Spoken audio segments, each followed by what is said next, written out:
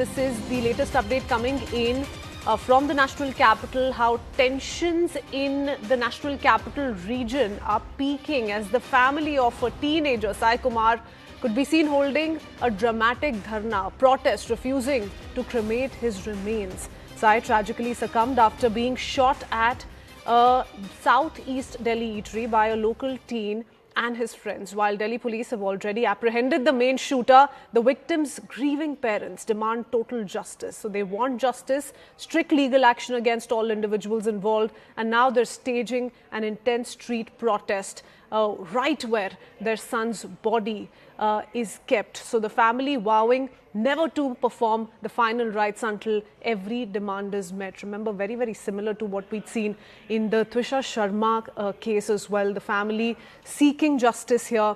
This is an incident, viewers, that has taken place in the national capital. We have reactions coming in on this as well. Listen in.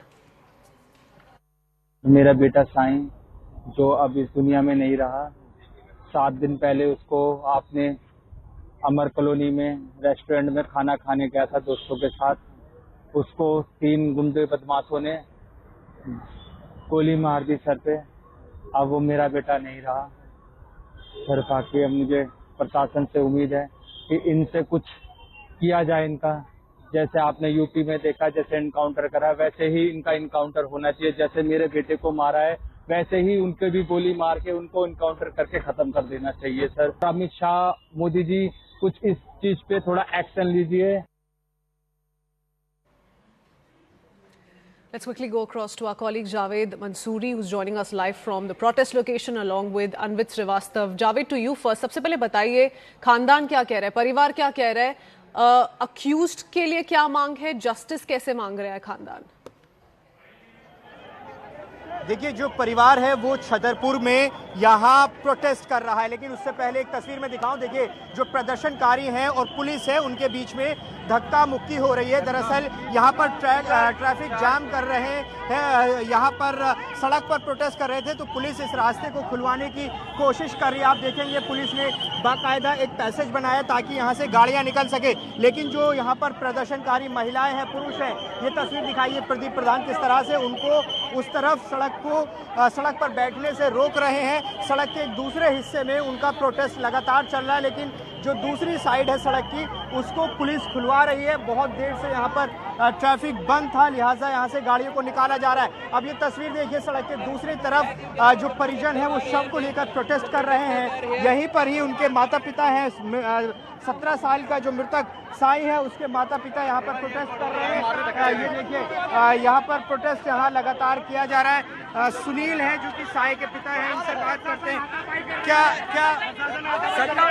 यहाँ से प्रशासन police वाले हाथापाई कर रही है, हमारे बंदे को मार रही है, भगाना चाहती है यहाँ से, क्योंकि वो उन्हें पता है कि वो खुद मिले हुए इसमें, साले पुलिस वाले सारे मिले हुए। क्या मांग कर रहे हैं आप? आपको इंसाफ कैसे मिलेगा? आपने अभी शव का अंतिम संस्कार नहीं किया है, कब?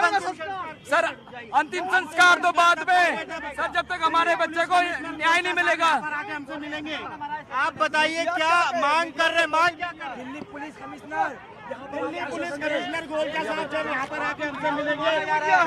यहाँ पर तस्वीर आप देख रहे हैं, जो प्रोटेस्टर हैं बैठे तस्वीर दिखाइए प्रदीप, तस्वीर दिखाइए। यहाँ पर आप देखिए जो प्रदर्शनकारी हैं और पुलिस है उनके बीच में किस तरह से झड़प और धक्का मुक्की यहाँ पर हो रही है। एक बार दिखाइए, ये तस्वीर दिखाइए। हाँ, दिखा रहे हैं। ये देखिए, ये कैसी स्थिति यहाँ पर बन गई है। ये आप तस्वीर यहाँ देखिए, लगातार प्रदर्शन यहाँ पर चल रहा है। ये तस्वीर आप देखिए, यहाँ पर प्रदीप इसको रिकॉर्ड भी करते रहे। आप देखिए यहाँ किस तरह से, यहाँ देखिए जो महिला प्रदर्शनकारी है वो सड़क पर पहुँच रही हैं, लेकिन पुलिस की कोशिश ये है कि सड़क का एक हिस्सा खुले रखने दिया जाए, इनको आगे नहीं जाने दिया जा रहा है। ये देखिए, ये किसी तरह से आगे बढ़ने की कोशिश यहाँ पर महिलाएं कर रही हैं, लेकिन पुलिस ने एक ह्यूमन चैन यहाँ पर बना ली है और यहाँ इस तरफ जो है उनको आगे की तरफ नहीं जाने दिया जा रहा है। ये तस्वीर आप ये देखिए, यहाँ पर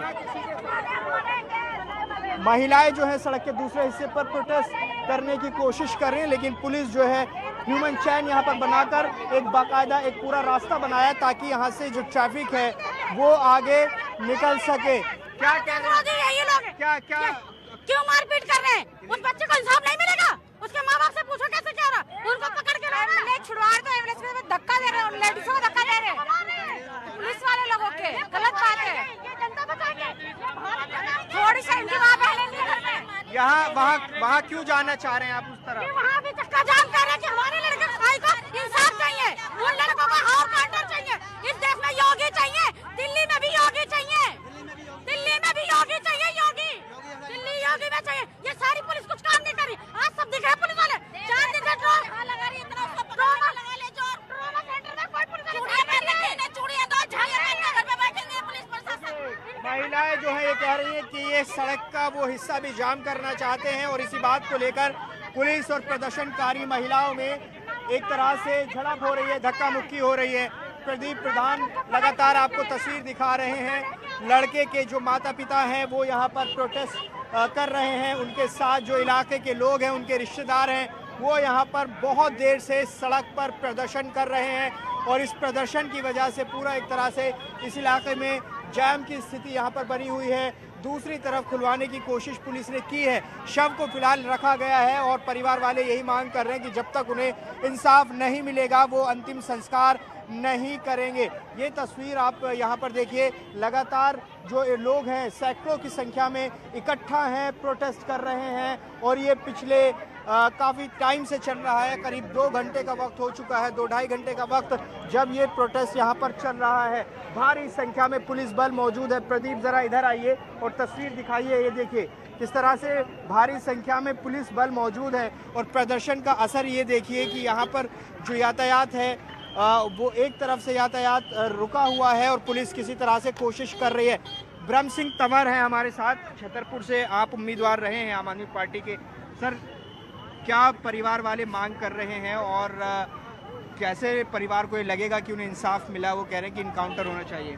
देखो, परिवार वाले तो जायज़ मांग कर रहे हैं, उनका नुकसान हुआ है, उनके घर का चिराग बंद हो गया है। एक ही बच्चा था, उसकी डेथ हो गई, पढ़ रहा था, रिजल्ट आया था, उसकी खुशी मना रहा था और उसको ऐसे बुरी तरह से मार दिया गया। तो परिवार को संकट क्या होगा, उनके साथियों को भी आएगा, पड़ोसियों को भी दुख होगा, जो सुनेगा उन सबको तकलीफ होगी। ठीक है, देखिए कह रहे हैं कि परिवार वाले इंसाफ की मांग कर रहे हैं क्योंकि उनके घर का चिराग जो है वो बुझ गया है और यही वजह है कि यहाँ पर जो एक तरफ कोशिश यही थी कि जो दूसरी साइड है उसको खोल दिया जाए और पुलिस ने देखिए बाकायदा रस्सा यहाँ पर लगा दिया है और एक तरफ का जो यातायात है उसे निकालने की कोशिश की जा रही है। पुलिस लगातार व्यवस्था कायम करने की कोशिश कर रही है क्योंकि यहाँ पर बड़ी संख्या में जो प्रदर्शनकारी हैं वो इकट्ठा हैं और वो सड़क के दूसरे हिस्से पर भी प्रदर्शन चाह रहे थे, लेकिन पुलिस ने ऐसा नहीं होने दिया। और यहाँ पर अब तस्वीर आप देखिए किस तरह की स्थिति यहाँ पर बनी हुई है। अब फिलहाल एक तरफ का जो ट्रैफिक है वो पुलिस ने खुलवा दिया है। Javed, shocking indeed. You know, this teenager was shot in the head at an eatery in the national capital. So there are several questions that need to be answered. Stay on with us. Thank you for taking us through all those important voices. I do want to bring in Anvit into the conversation as well. Anvit, you must tell us about the investigation and what's really the demand of the families at the moment, because clearly this was beyond just one person's involvement. The main shooter, we're learning, has been apprehended, but the family says there were more involved and action must be taken against all of them. Until then, they will not conduct Sai's last rites.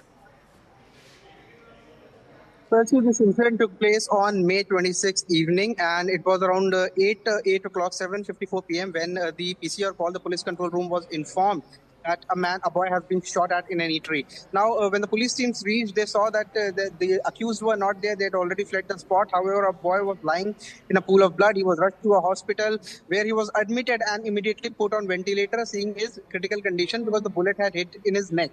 Now, following that, the family members were informed, investigations were taken up, and initial investigation has revealed that there were two groups of boys.